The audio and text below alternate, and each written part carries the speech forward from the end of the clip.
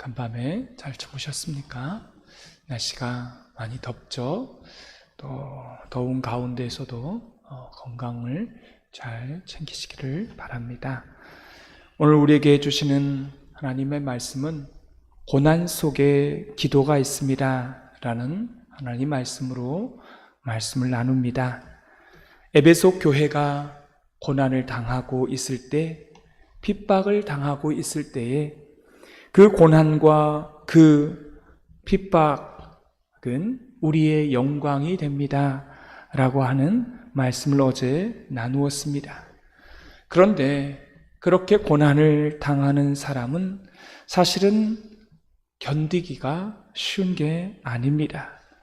남의 고난은 우리가 쉽게 말을 하지만 정작 자기 자신이 고난을 당할 때는 그 고난이 너무 힘들고 어렵다는 것입니다. 그래서 사도 바울은 자신의 편지를 이제 거의 마무리 지어 가면서 고난이 영광이다 라는 그러한 이론을 말하고 그들을 위해서 기도문을 이 편지에 마무리를 짓고 있습니다. 사도 바울의 기도문은 이렇습니다. 특별히 사도 바울은 중요한 순간에 자기의 편지를 기도문으로 쓰고 있습니다. 이것은 사랑의 고백이었습니다. 내가 너희를 이렇게 기도하고 있다. 내가 너희를 이렇게 사랑한다. 라고 하는 것이 기도를 하고 있다는 사실을 그들에게 잊지 말라는 것입니다.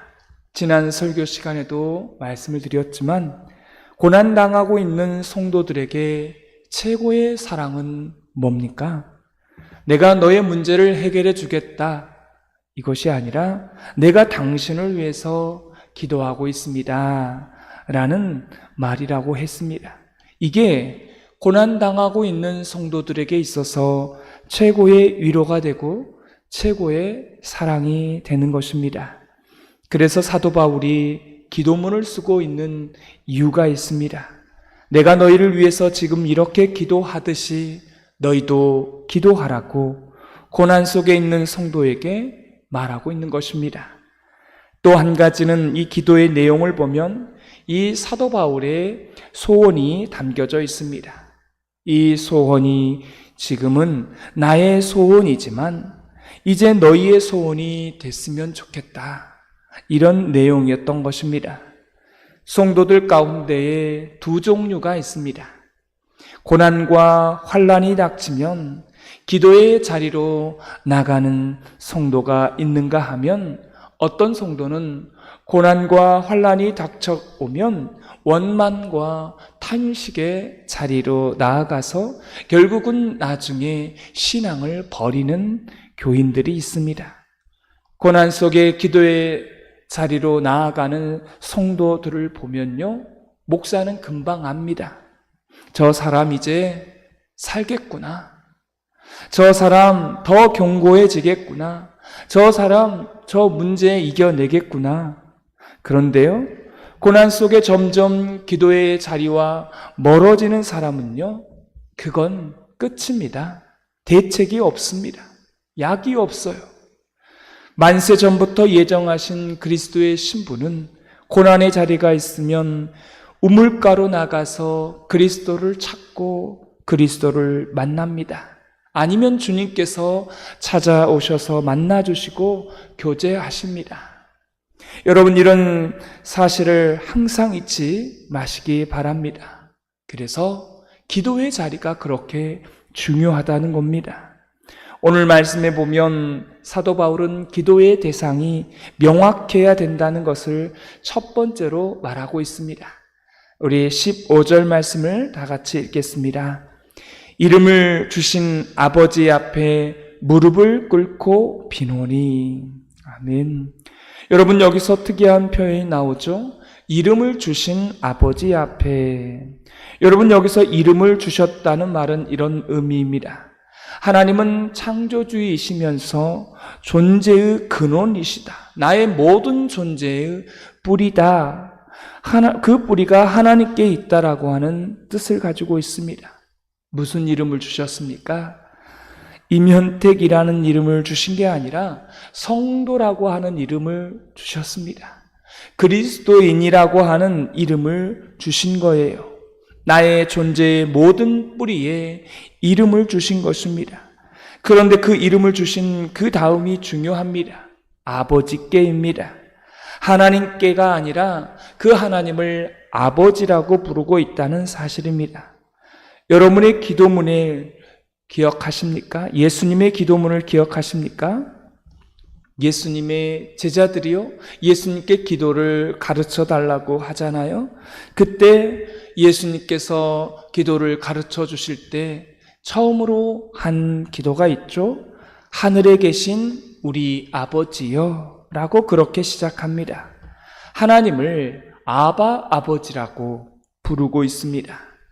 아바라는 말은 아람어로 아빠라는 뜻입니다. 하나님을 아빠 아버지라고 부르고 있다는 말이죠. 이게 기도문이었던 것입니다. 그래서 기도문은 어떤 형식이 아니라 그 형식보다 더 중요한 것은, 그 내용보다 훨씬 더 중요한 것은요, 대상이라는 것입니다. 누구에게 기도를 하냐는 거예요. 여러분은 뭐라고 대상을 부르십니까? 기도할 때 뭐라고 불러요? 주님이라고 부릅니까? 보통 아버지라고, 하나님 아버지라고 부르죠. 사실 아버지라는 존재는 우리의 모든 것을 책임져 주는 그런 분이라는 뜻입니다. 또한 사랑의 관계라는 뜻이죠. 내 신앙의 뿌리이고 내 존재의 뿌리입니다. 그렇게 하나님을 고백한다고 하는 것입니다. 하나님을 아버지라고 고백하는 그런 의미가 있는 겁니다. 여러분, 그래서 우리가 기도할 때마다 하나님은 아버지여라고 했을 때 그게 여러분의 마음속에 와 닿았다면 그 기도는 절반이 이미 성공한 것입니다. 이 하나님 아버지라는 말은 그냥 쓰는 게 아닙니다. 에덴 동산에서 하나님께서 아담과 하와를 창조하셨을 때 하나님을 그들이 뭐라고 불렀을까요? 아담과 하와는 하나님을 뭐라고 불렀을까요? 성경에는 안 나와요. 하나님이라고 불렀을까요? 아버지라고 불렀을까요? 아빠라고 불렀을까요? 아마 아빠라고 불렀을 거예요. 왜냐하면 일꾼으로 창조하시지 않았거든요. 자녀로 창조하셨습니다. 그러니 에덴 동산에서 범죄하기 전에는 하나님을 아바라고 불렀을 거예요. 그런데 범죄한 이후에 염치도 없고요, 죄책감도 있고 죄 지은 것 때문에 에덴에서 쫓겨나게 됩니다. 그 후로 하나님을 아버지로 부르는 법을 잃어버린 것입니다. 이게 얼마나 기가 막힌 노릇입니까?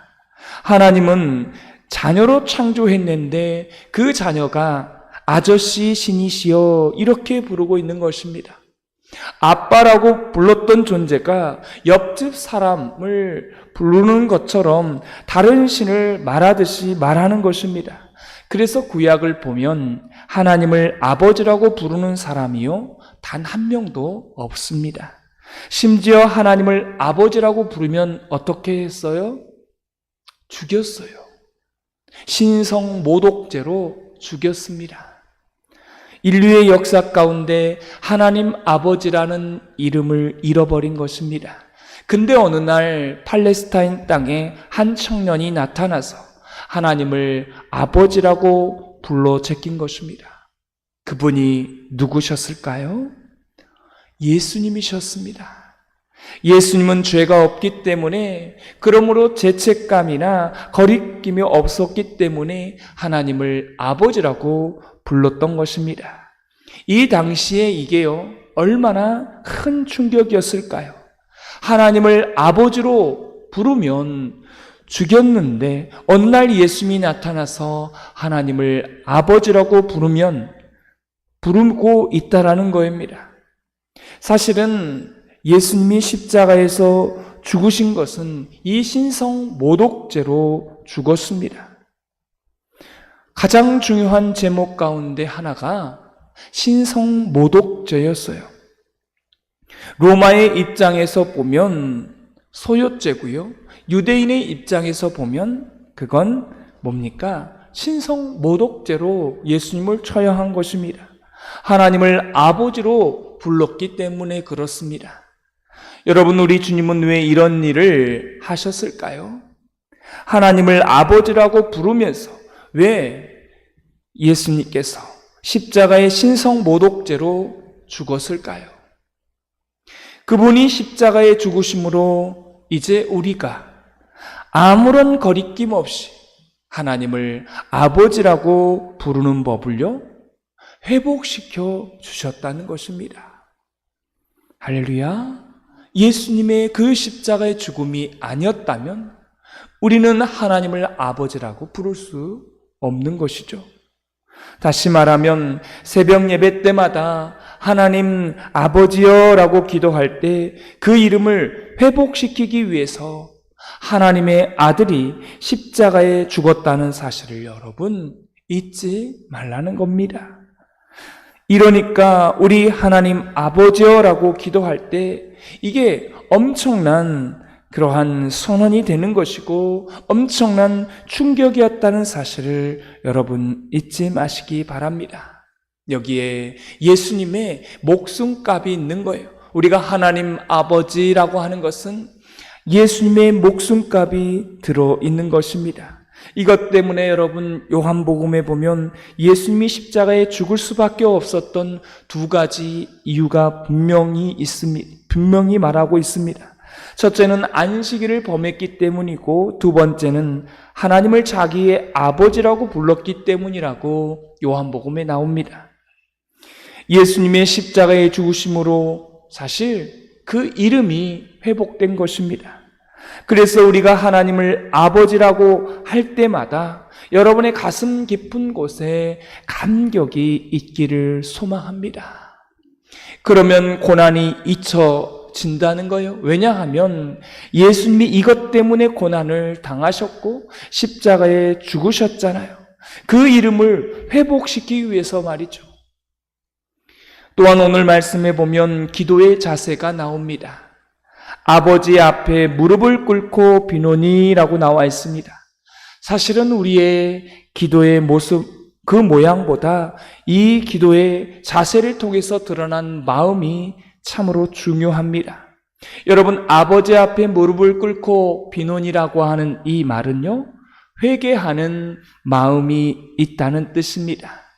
그 다음에 전적으로 하나님 앞에 헌신하는 자세를 또한 말합니다.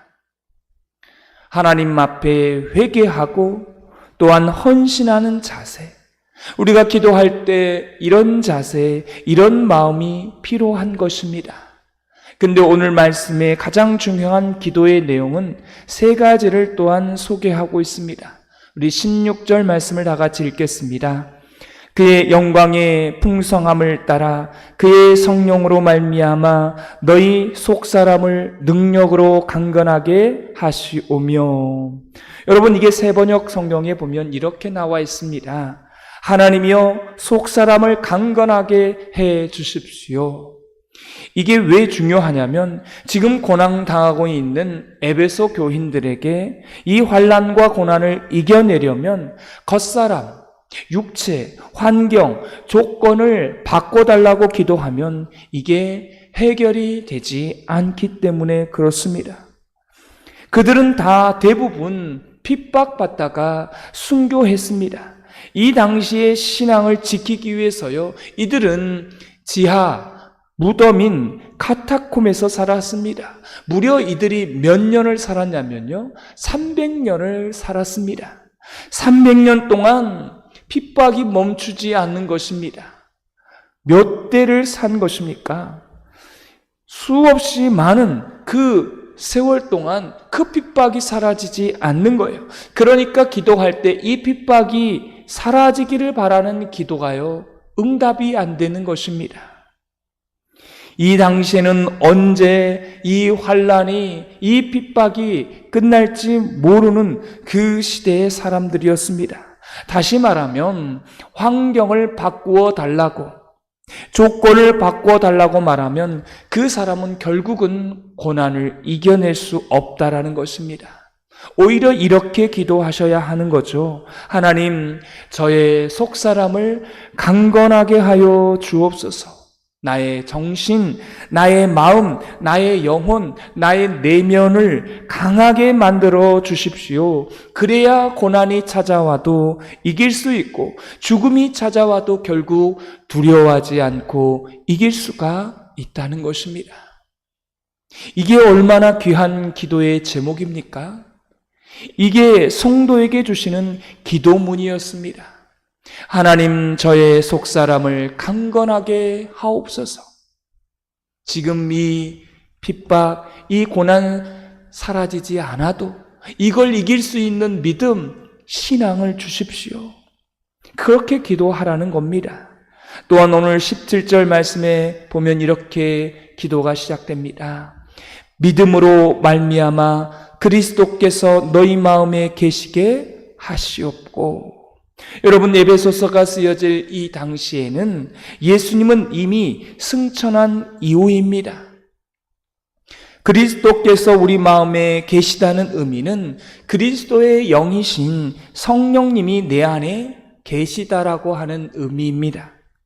고난당한 성도들은 그렇게 영이신 성령님이 내 안에 계시는 그 성령이요, 충만케 해달라고 하는 그런 기도를 하셔야 한다는 것입니다.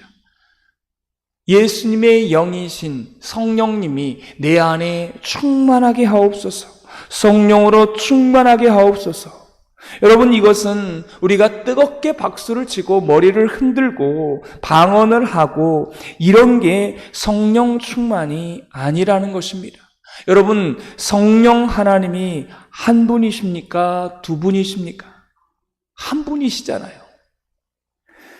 여러분, 그 성령 충만이라고 하는 것은 한 분신 성령님께서 내 안에 계시는데 어떻게 계시는 것입니까? 여러분, 성령 충만이라는 게 뭐예요?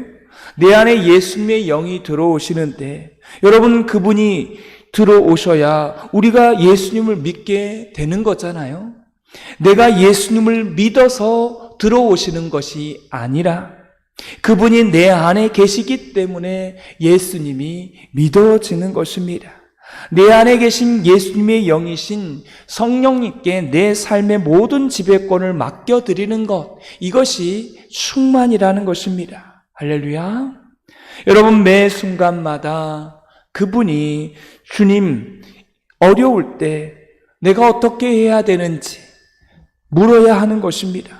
내가 이러한 상황 가운데 어떤 결정을 해야 할지, 성령님께서 무엇을 원하시는 것인지 순간순간마다 그분께 묻고, 순간순간마다 내 삶의 지배권을 그분에게 통치권을 내어드리는 것, 이것이 바로 성령 충만이라는 것입니다. 한국 교회가 성령 충만을 이상한 샤머니즘의 줌으로 가르쳤습니다. 머리 흔들고 뜨겁게 기도하면 그것을 가지고 성령 충만이라고 말해요. 방언하면 여러분 성령 충만한 것입니까? 여러분, 그건요, 은사입니다. 은사를 받은 거예요. 방언의 은사. 여러분, 그게 성령 충만이 아닙니다.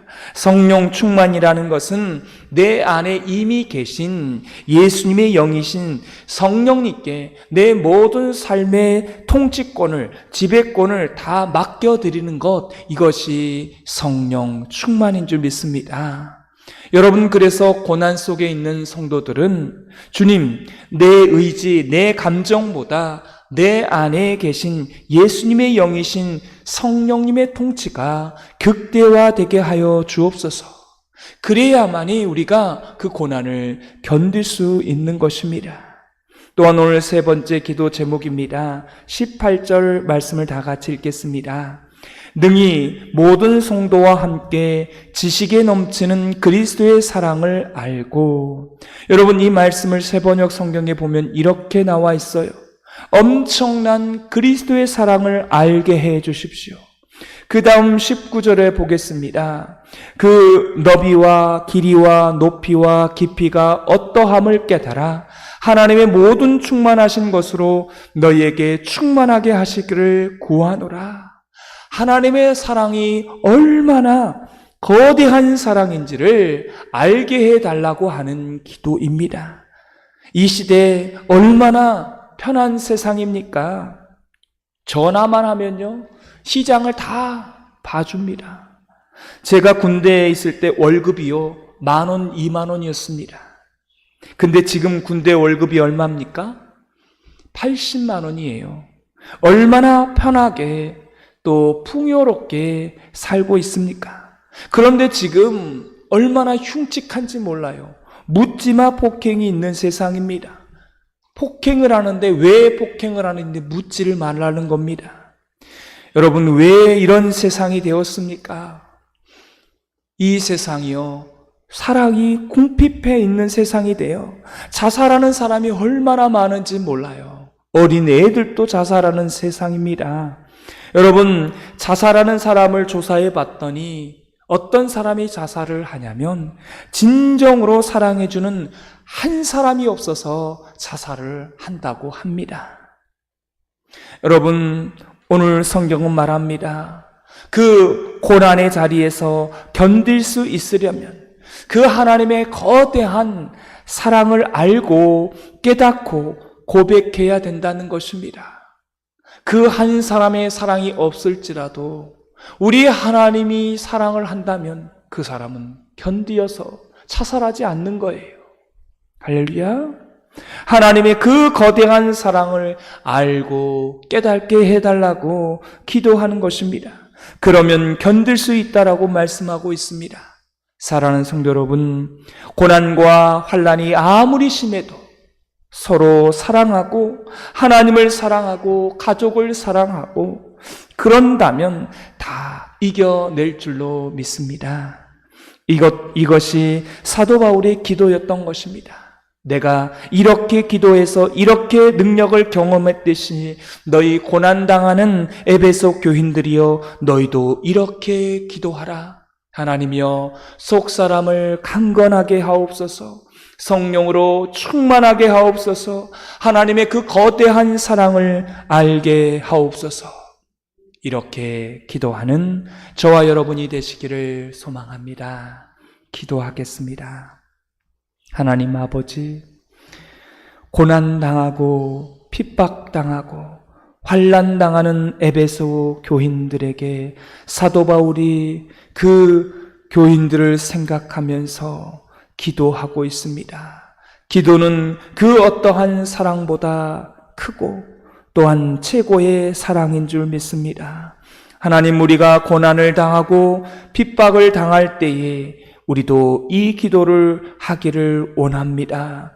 우리의 속사람을 강건하게 하여 주옵소서, 성령으로 충만하게 하여 주옵소서, 하나님의 그 큰 사랑, 거대한 사랑을 알게 하여 주옵소서.